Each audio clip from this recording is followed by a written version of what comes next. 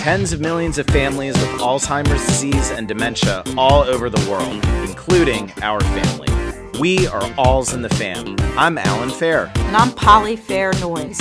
We're siblings, we are parents, but we're also caregivers. This is our podcast. This is our support group. Welcome to our family. Alzheimer's sucks, but this family lives, laughs, and learns as we fight for a cure. Welcome.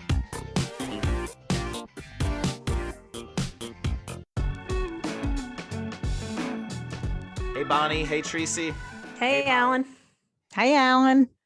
So welcome to Alls in the Fam. Polly bought a car today, and the car buying ran long, so she wasn't able to make it, which is too bad for her because in this episode we had a really wonderful guest, Del Potter, PhD from UC Berkeley, who specializes in psychedelic research on all sorts of ailments, including depression, PTSD, and of course, in our case, Alzheimer's. It was a really interesting interview, wasn't it?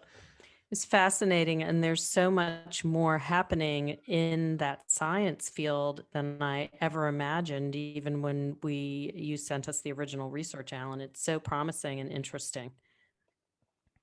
I agree. Just the idea that a brain with Alzheimer's might have some neuroplasticity left in it is really, really good to hear. Yeah, really great stuff. We're here with Del Potter, and Del has a PhD in medical anthropology from UC Berkeley, and then specializing in ethnopsychopharmacology. And I practiced pronouncing that, by the way. The chemistry and extraction of psychoactive indigenous plants and the cultural significance. So, Del, can you explain in layperson's terms what all that means? It's best told through my personal story, which is I started out doing research. I came out of psychology into anthropology, and I was interested in doing psychological research into the personality development of shamanic practitioners, and just trying to look at what the commonalities were in their psychohistory cross-culturally to see if there was anything that really distinguished the personality development of those kinds of individuals who have apparently the proclivity and intuition to be able to do indigenous healing. As time went on, I became much more and more interested in the ethnobotany of what they were collecting, putting together in their shamanic formulations, and it gradually became much more of a focus for me. And as time went on, I really began to become interested in the phytochemistry of these botanicals, what they offered in terms of healing, and began to collect a database of botanicals, formulations, the interaction of botanicals, and through time, I began to see that these compounds and these formulations may have tremendous benefit for Western pharmaceutical science. And when was this? This was way back when. This was, in the late 70s, early 80s. I did most of my postgraduate work in the 80s. Yeah, so certainly before the current renaissance that seems to be happening right now with regard to research using psychedelics, which you're certainly part of this community. So, want to hear what you're discovering that might offer hope to those of us worried about being predisposed to Alzheimer's and dementia. Well, for a long time, this kind of research really fell out of favor. It was very difficult to get funding, largely because, as is sort of widely known at this point, it was sort of used as a way of politically targeting either minority communities or a way to disenfranchise communities that were using psychedelic compounds recreationally at that time. So the research kind of fell out of favor. I had, trouble being able to get um, funding for a lot of the work that I was doing. But this psychedelic renaissance, what's happening now is people are more or less rediscovering uh, the potential of these compounds for both neuropharmacology, all aspects, mental health issues that include Alzheimer's. And I think, you know, the main thing, one of the first things you want to talk about is what distinguishes a psychedelic compound. And what distinguishes them is activity at a particular brain receptor. We have a number of different receptor complexes in our brain and throughout our body.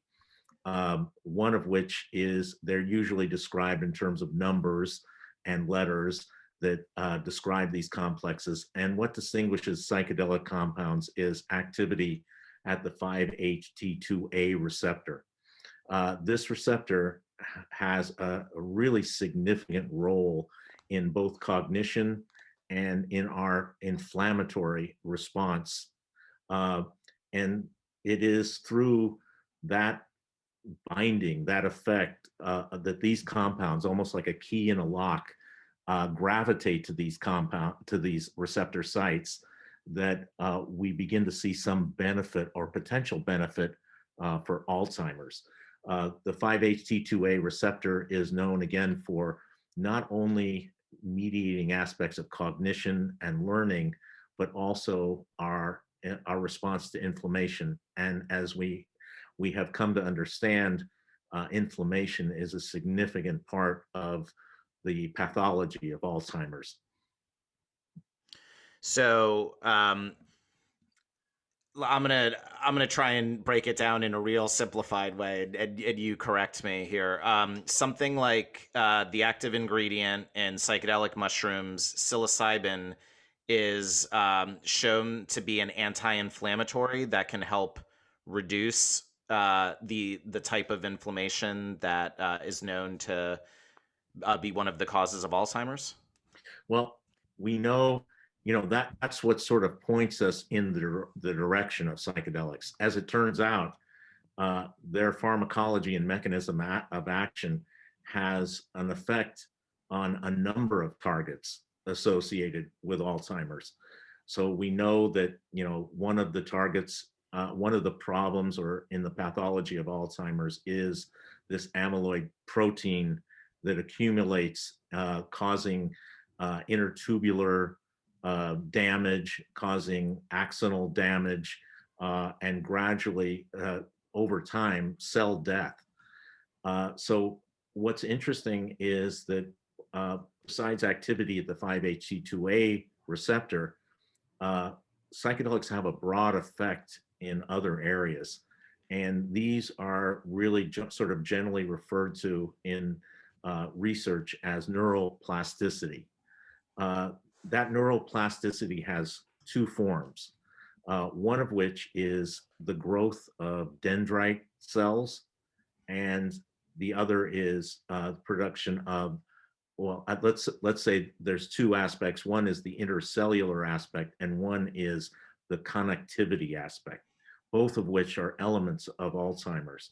So at the cellular pharmacology level, we see an actual increase in growth of dendritic cells in areas that, in fact, are areas that are kind of essential to learning and cognition, like the hippocampus, which turns out to be one of the main areas of decline in Alzheimer's.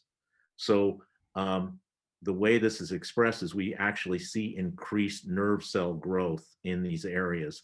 And you know, people may not understand that brains have some limited ability to create new nerve cells, not a tremendous ability, but some ability to create new nerve cells. So we see this increased production of dendritic growth throughout areas that are really targeted by Alzheimer's, like the hippocampus. And besides that, we see an increase in this signaling factor that also increases and improves synaptic transmission. It's called brain-derived neurotrophic factor. So that's on the cellular side and the synaptic side. But then we also see an interesting increase in a kind of connectivity in the brain. Normally, we have uh, uh, the neocortex is kind of running the way the brain operates. Under the effects of psychedelics and on post psychedelic experience, we see an increase of different parts of the brain speaking to one another in an illuminated way that didn't take place previously. So all of this portends potential for treatment using psychedelics for Alzheimer's. Wow. Certainly, I'm reading a lot about some of the well-known psychedelic research that's going on, such as at Johns Hopkins, and working with terminally ill cancer patients. You hear a lot for depression, PTSD. You don't hear quite as much as Alzheimer's, and I'm wondering, are we close to a psychedelic therapy? Being in a clinical study that could actually lead to FDA approval? How many years, decades do you think we're away from really having hope in the larger marketplace? Well, I would say hope is emerging. And very recently, about last year in 2020, uh, one of the first reviews of the effects of psychedelic compounds on Alzheimer's was released by a couple of researchers from England who did a sort of mini review of all of the research, both on microdosing and the neurobiological effects of psychedelics. And it became one of the most popular articles from that journal, having thousands of people taking a look at it. So this really there is a real developing interest in this area.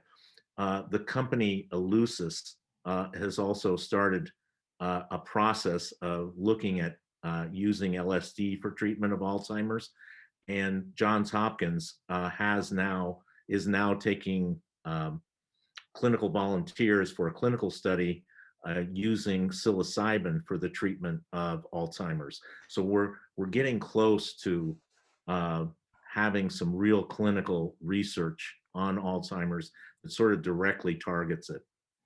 Wow, who's the right type of profile for the Johns Hopkins case study? Do you know? Uh, Asking for a friend. they say that it is healthy older volunteers, and they are not excluding people with mild cognitive impairment. So it's going to be sort of a broad range from sort of healthy older people to people with mild cognitive impairment, whether it's Alzheimer's or other types of dementia. Um, very, Okay. very Well, Alan, exciting. I'm sure you were thinking, like I was thinking, we're kind of close to Johns Hopkins, at least Bonnie and I are, and our other sister, and our mother with Alzheimer's is as well. So we were thinking, wow, could we possibly get our mother into a study like that? But she is 84 and in the mid range of Alzheimer's. So it sounds like she would not be a good candidate. Is that correct? Well, I don't know exactly what the parameters are, but perhaps I can, put in the chat or something like that a link to uh, the where you actually request an application to be a participant in the study. Uh, as far as I know, they're collecting a broad range of volunteers for it, and it's going to be an extensive study. Furthermore, Elucis is planning a phase 2 clinical study coming up here, where they will also be looking at microdosing of LSD and using that for treatment of Alzheimer's. So a lot of this is encouraging because we've come to understand that some of these effects can be achieved without what is usually considered a large dose of LSD or psilocybin, but in fact are smaller doses that are subperceptual, below the range of perception. So that's going to really be what constitutes the Elucis study. That was my next question, is in part of its overall effect, does it require having the psychoactive symptoms or experience? Can one derive the benefit without having to have a psychedelic trip associated with it? Well, the results are a bit mixed, but on balance, they're positive. What we're seeing is, a lot of indications that low doses not only don't impair cognition, even acutely, but that they also begin to have a long-term effect of improved cognition. Now, a lot of this comes from self-reported studies, which are problematic because there's usually not a placebo arm to the study. But those studies are starting to emerge that indicate, based upon a great deal of work on a broad range of subjects, that microdosing does enhance memory, cognition, creativity, and other cognitive aspects. Really interesting. That was fascinating. That was one of my questions, was what Alan just asked, especially if you're going with patients that have mild cognition or mid-range cognition issues, because they wouldn't necessarily, if you use our mother for an example, be able to understand what was happening, even if you told them over and over again, if they were having that kind of an effect during the treatment process. So I could see it being limited to healthier patients or patients with very mild cognition issues, just to be able to report at all, or to be able to withstand the types of activity that was happening during treatment. Yeah, this is super hopeful because, if we can accomplish the kind of neuroplasticity represented by some studies with a subperceptual dose, then, we can avoid some of the more adverse effects of psilocybin or LSD, having to do with changes in sensory experience and what might be referred to as hallucinations. And something that I'm thinking about as I listen to this, knowing your background and studying shamanistic cultures and other things, and obviously those cultures and ceremonies continue to this day.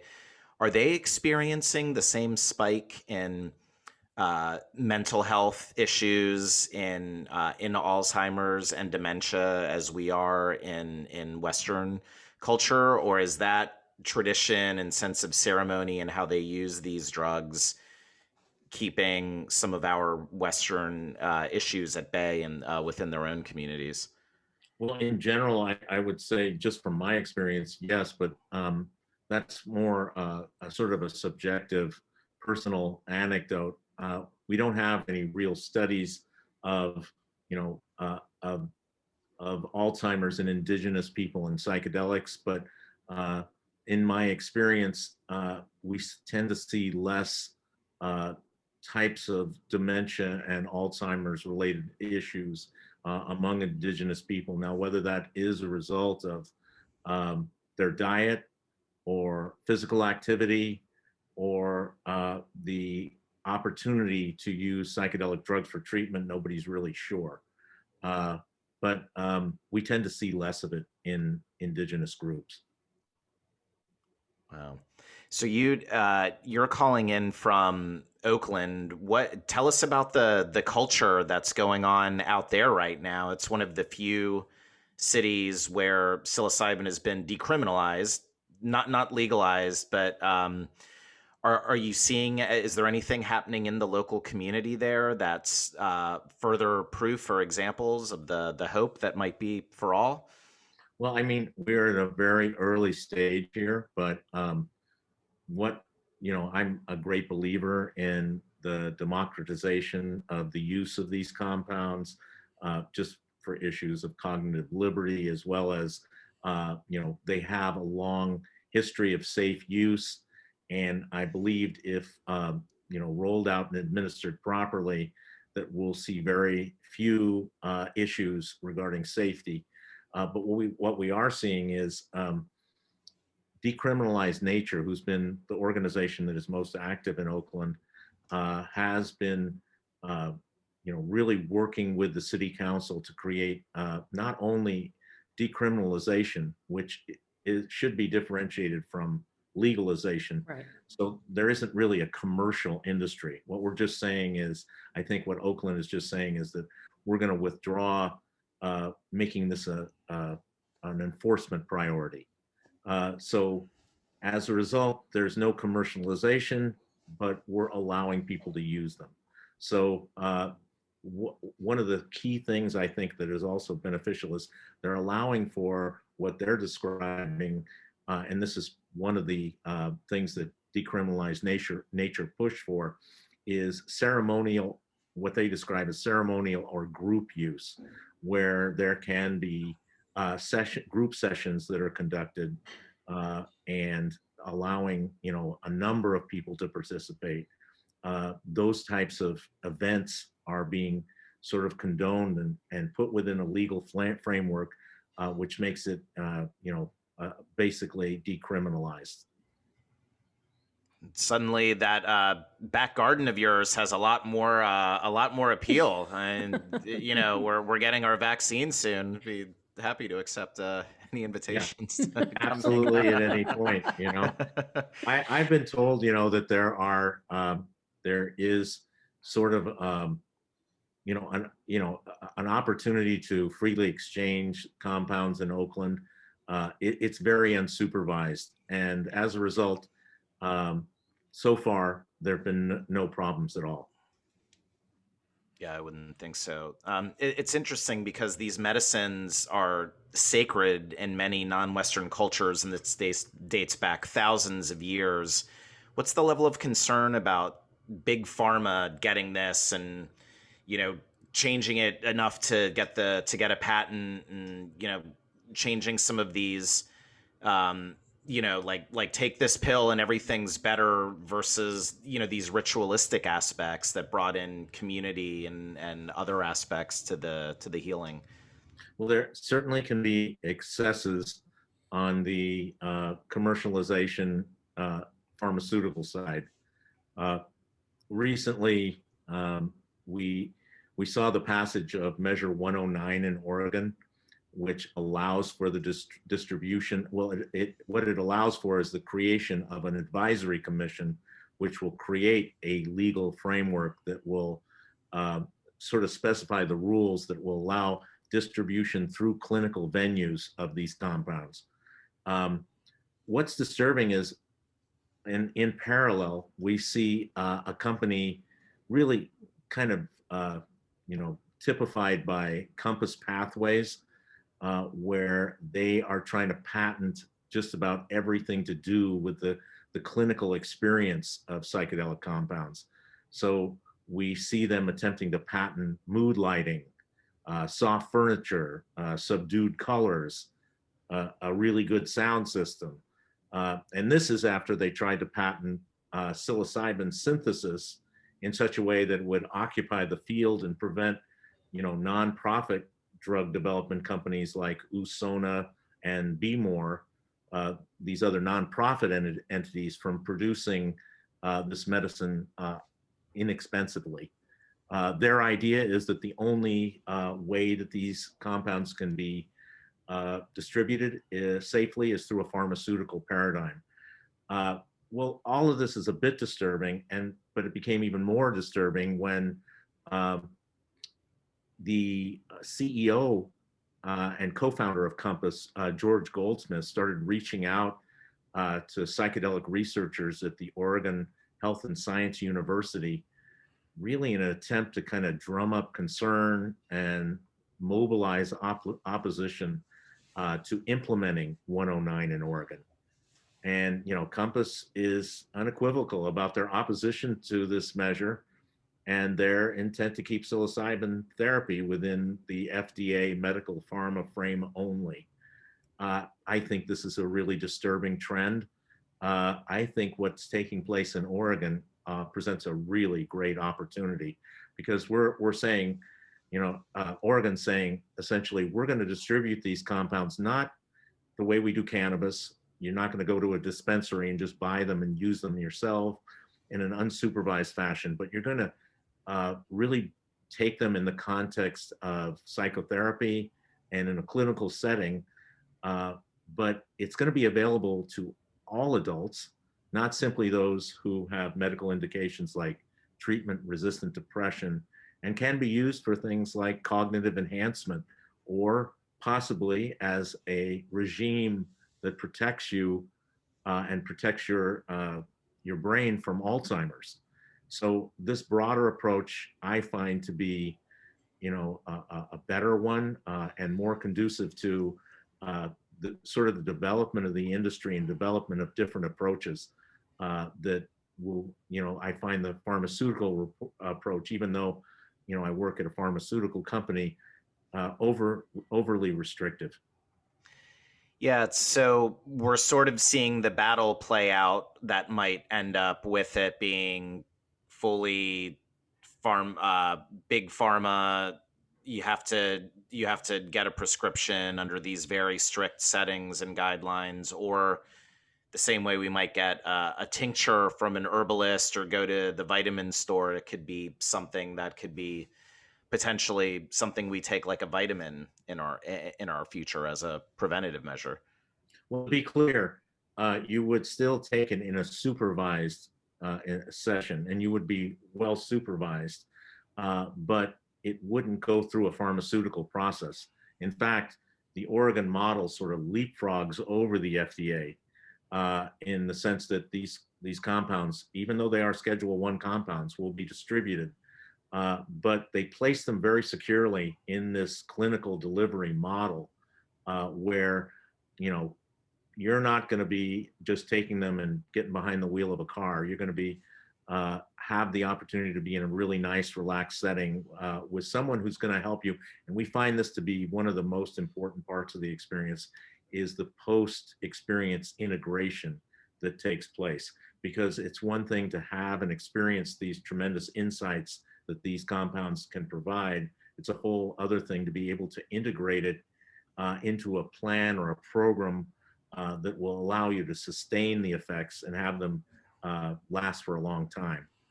Yeah, that would be my fear almost if you did it through big pharma and got a prescription that you could potentially be lacking that back end piece in addition to restricting it from so many people who might benefit and not be able to access a prescription.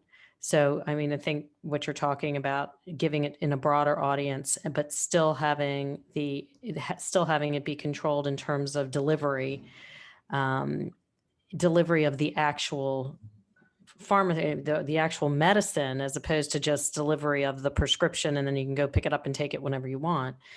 Seems like it's clear that you need to be able to do it both. Yeah.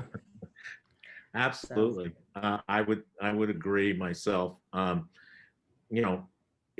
There's also another aspect to this, and that is that big pharma is very interested in producing a compound with less adverse side effects, and I think we all are. But to what extent will they remove the aspect that really provides the very profound change that these compounds actually can provide? So there's kind of two schools of thought on this. One school of thought believes that it's just the neuropharmacology, the neuroplasticity that these compounds provide. And then there's another school of thought that really suggests it's the profound mystical experience that these compounds provide that really become the source of change and development.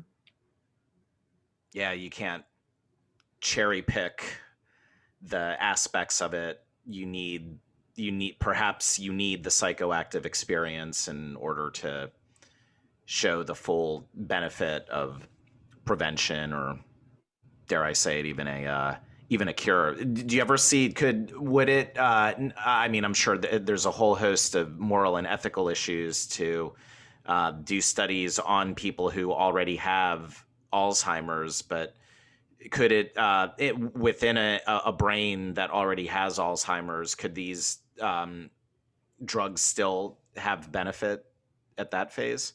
Well, I think the research on microdosing that's coming forward may point a way to being able to administer these compounds at a subperceptual level without having people actually experience the full-blown experience, but still be able to take advantage of the neuroplasticity component that these compounds provide. So there are increasing indications, and there's a lot of interest in this path forward. Wow. That Do is you really have interesting. any, oh, excuse me, Alan. Do you have any anecdotes on that subject? I know the clinical studies haven't been completed, but I'm just curious as to whether you've heard any stories about somebody with Alzheimer's undergoing treatment and coming out of it and Well, being you know, changed. I don't have any particular anecdotes, but I will say this, that the state that psychedelic compounds put your brain in is the functional connectivity between different regions of the brain. That's more like the way a child's brain is experiencing life without the rigid framework of perception that we acquire as adults. This is more like, when we're very open to experiences. So normally in the adult brain, as I said, most of brain activity is sort of directed by the neocortex and the prefrontal cortex. What we see is under the psychedelic experience, and this effect persists after the experience for up to, some people say weeks, and there are indications that it continues to stay in place up to months afterwards. That this increased communication between different parts of the brain that normally don't talk to each other is very reminiscent of the way the brain communicates when we're children. So, it may in fact be beneficial for us to be able to return to some extent to a more flexible, childlike way of apprehending the world. I love that. Getting back to a state of play. That sounds really great to me. Well, where can we go to educate ourselves even further when it comes to this path of research for Alzheimer's? Where should our antennas be, and what should we be paying attention to? I would say, first of all, every person who's very interested in this should read this article that came out in Frontiers in Synaptic Neuroscience. The title of the article is Psychedelics as a Treatment for Alzheimer's Disease Dementia. The authors are Simon Andrew Van Jones and Alison O'Kelly. They come out of UK-based Cornwall Partnership NHS Foundation Trust. Great, and we'll put this. I was just going to say we'll put this link in the show notes as well. Yeah, both of them are researchers in geriatric psychiatry and are specialists in Alzheimer's research. This is a great introduction to how psychedelics may help Alzheimer's. Another thing that might be of interest is an interview that took place with, I believe it's Albert Rameau, who is doing the research at Johns Hopkins, the new study that's going to be taking place on Alzheimer's coming up, and the one that will have the broad clinical population that will include people with cognitive impairment. This interview, and I'll provide the link to it, is very instructive as well. It's great. Thank you. Well, Del, when you look at the freight train that we're on with mental health, Alzheimer's, and dementia, 50 million, a number that continues to increase. It's really exciting to sit with someone that's on the frontier of something that holds the promise of something that could really deliver hope to so many millions of people. So really appreciate you taking the time to be on All's in the Fam with us, and we'll have to come out and visit. Absolutely my pleasure. And I invite you guys to come out and visit me at my lab where I'm doing some work. I'd love to show you around and talk about some more of the work that we're doing. I would like Thank that. you, Del. Yeah. That was amazing. Thank you so much. This was a fantastic, so much more information than we knew was out there, and so exciting to hear what you're doing. And we really appreciate the research that you did to tell us about other things that are going on. So it's really appreciate that. Well, just briefly, I'll tell you that at IO Biosciences, where I'm Chief Science Officer, our approach is kind of a traditional pharma approach. We're looking at, some of these compounds that are out there like LSD and psilocybin, and we're looking at, from a traditional pharma perspective, how can we make the next generation of compounds which are more targeted for efficacy, which are having an even better safety profile and have even less adverse side effects. So to that end, we're about to begin preclinical work on a psychedelic compound that has a better safety profile than psilocybin and does, in fact, reduce one of the major adverse side effects, the challenging experience. A lot of people, at the onset of the effects of these compounds experience fear or panic or anxiety as a result of the changes in perception and really the changes in really more the way we define ourselves suddenly becomes very permeable under these experiences, and that can be disconcerting. The compound we're working on, we hope will provide a much more euphoric, less dysphoric type of experience and reduce some of the challenging experiences that people have. Well, and that was actually going to be my question about if you're using these with someone with dementia and they started to have those fear reactions in a psychedelic experience, how you would be able to, it would just be, I couldn't wrap my arms around how that would come back because they don't know from minute to minute what's causing it and where they are and what's happening. So if you have a compound that reduces that adverse side effect, it would really make it so much more usable in that population. Well, that's absolutely the case. What we look for, we're trying to target a number of aspects of the experience. One is the duration. That was the other thing that I had in there exactly, is the duration. Yeah. 6 to 10 hours. We hope our compound will provide an experience that's more in the 3 to 4 hour range. One, we use less clinical resources. Someone doesn't have to attend to you for that length of time. And the other is it becomes more accessible to riskier clinical populations.